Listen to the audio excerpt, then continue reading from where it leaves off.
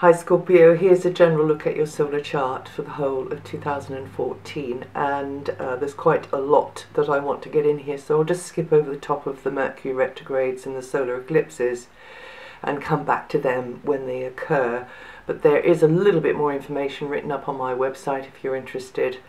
So there's going to be 3 Mercury retrograde periods. The first one comes in on February the 6th. And there's going to be 2 solar eclipses which are quite important for you. The first one's on April the 29th in your opposite sign Taurus, and the second one is on October the 23rd in your sign, right at the very beginning of your sign. The big headline news really for 2014 as a whole is the cardinal cross happening in coming in late March, April, May. And also again there's quite a strong energy around in November and December. The cardinal cross, well, that's this ongoing Uranus-Pluto aspect which has been happening since 2012 and is in there until the summer of 2015, which has actually been underlying, energetically speaking, all of the upheaval, rebellion, revolution, change in our world across the board through all the kind of established systems like governments and banking and just about everything else you can think of, really: medicine, travel, transport, education, etc., etc. And this cardinal cross is when Mars and Jupiter align, and they're all in a very confrontational sort of angle to each other. And yeah, that could be a point where everything is kicking off. We've had Uranus and Pluto coming close to each other recently in November, and yes, it can even affect the weather. So this is another moment of choice in this long-running confrontational aspect between Uranus and Pluto, where the mass consciousness is shifting out of the Piscean and into the Aquarian age. Now you, as a fixed sign, with your sun in a fixed sign, aren't going to be directly strongly affected in an adverse way by this. However, we've all probably got something in a cardinal sign, some planet or rising sign, or the midheaven maybe. So if you know that, then you might be interested. There's going to be another video out about the cardinal cross just pretty soon, if you're interested, you can watch that. So anyway, other news is that worth a mention here: Venus and Mars are in very long transits this year. Venus will be in Capricorn until March the 6th, came in there on November the 5th, and that's in a really nice angle to your sun sign, and that tends to bring more supportive connections in your everyday dealings with people, and it's a good time for promoting something, good time for negotiations, things like buying and selling and renting, leasing, anything to do with media, but also just more entertaining connections or just warmer, friendlier connections around you. And in fact, if you're in the area already, you could be making money out of communications, and that doesn't just mean mental communications, that can also mean physical, like with vehicles, travel, transport. Networking is very well starred, but just watch out for when Venus comes close to Pluto's degree in late January, early February. Any of the above will tend to have more riding on it, will tend to be a little bit more intense. You've got Pluto in there for the long transit anyway, and that makes you more sensitive maybe in the area of communications. And Pluto is about power, and you take more seriously, maybe, or you should be taking more seriously what you're putting out there, but also feeling more sensitive to opinions and just like what's new on the block for some reason. Mars entered Libra on December the 8th and will be there until July the 25th, 2012. That's a very long transit, stirring up your area of higher service. So that means that you kind of maybe got to be pulling the strings from backstage a little bit more, keeping a weather eye on things in a very supportive way more. This is the area of non-ego, so that means you've got to kind of get your ego agenda out of the way and work in maybe for a common cause, something that's bigger than you, something that you put your amazing emotional drive behind, and just kind of rise above personal self-centered ambitions, because you see the bigger picture there. Health matters, yours or another's, may be emphasized. You may be more aware of that with Mars here, and you may be doing things which helps improve the well-being of yourself or somebody else.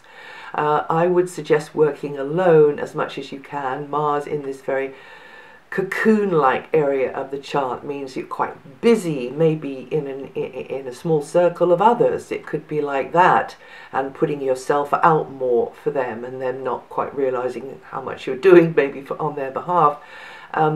But you can get quite a lot done if you're working on a major project. It's this area here is actually just in the wings. It's just behind the scenes, because you're growing something, you're developing something. It has a real feeling of like, embryonic feeling, or like, the cocoon which is developing into the butterfly. So you can get quite a lot done there, huge amount of growth and development there with whatever it is you're doing. But you are more maybe others can kind of lean on you a lot more, so I would suggest engineering enough downtime for yourself, and drawing those stronger boundaries around yourself, and escaping in a way into something which really does nurture you and recharge your batteries. But more inner reflection going on there. Probably some of you might get interested in psychoanalysis, or just doing some inner work, spiritual work, healing work. And you will need to be aware maybe of your own reactions, yeah, and maybe scrutinize those and try to improve on those. Now Jupiter, as the year kicks off, is in a really good angle to your sun sign, Scorpio, and in a very powerful place in your solar chart, the 9th house. So that means there's more opportunities for spreading your wings, spreading into new territories, long distance travel maybe, and more connection perhaps with foreign lands or people with varied different backgrounds and mindsets to your own, maybe connecting with the expertise of another or several others, maybe like learning a new language. So they've got it off pat and you've got to struggle.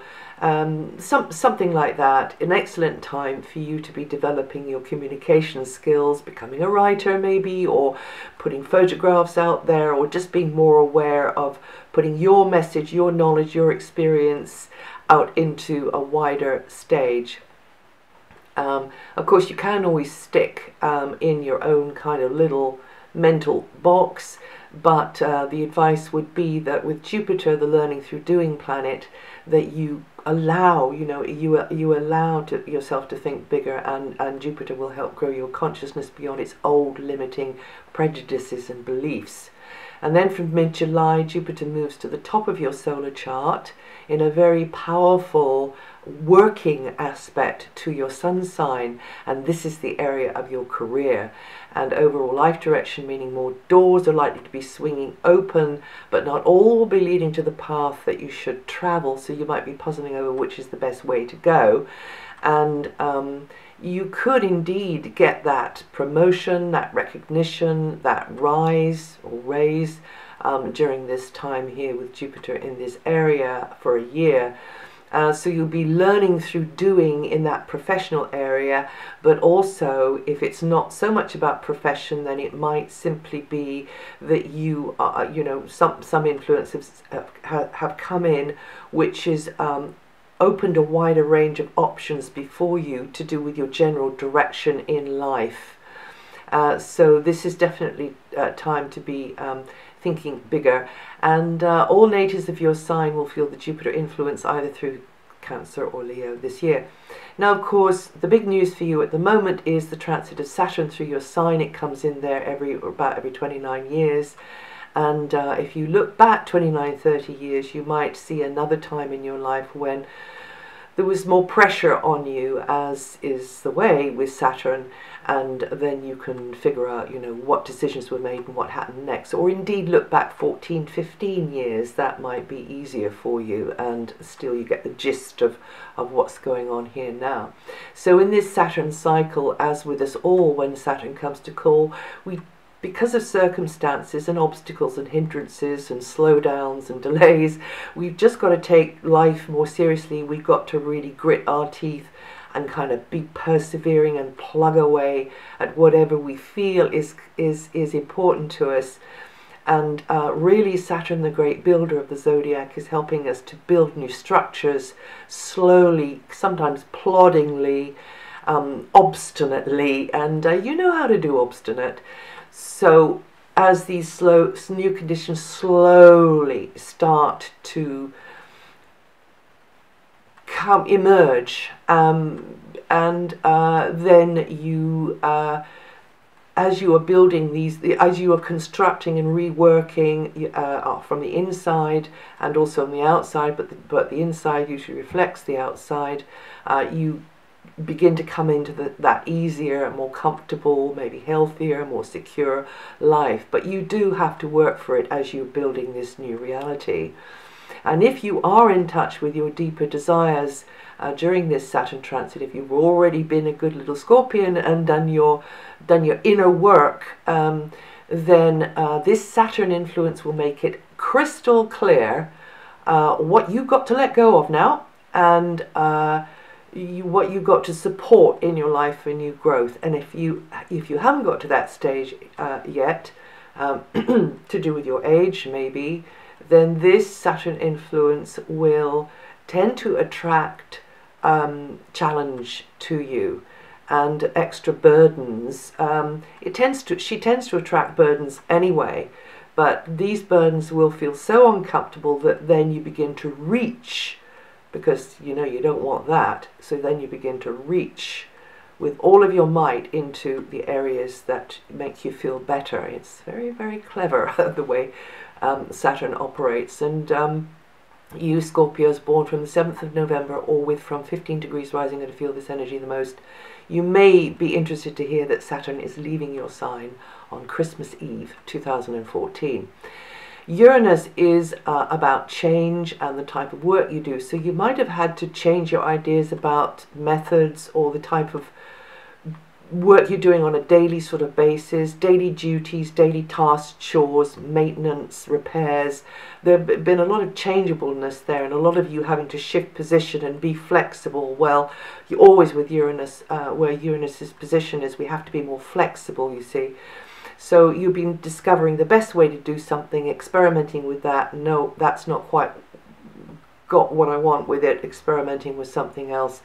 And Uranus rules things like the internet, also sailing, aviation, anything to do with power, like green energies, but also on another level, Uranus rules the alternative areas, or the alternative complementary area, and healing light therapies as well.